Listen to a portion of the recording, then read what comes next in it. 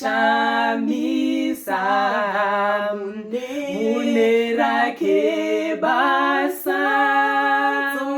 tsoka dzake todziona padutu mugungwa iye Mwari ane njere dzisingakundike dziri mumazano ake nomukuda kwake imi vatendi munotya musatye makore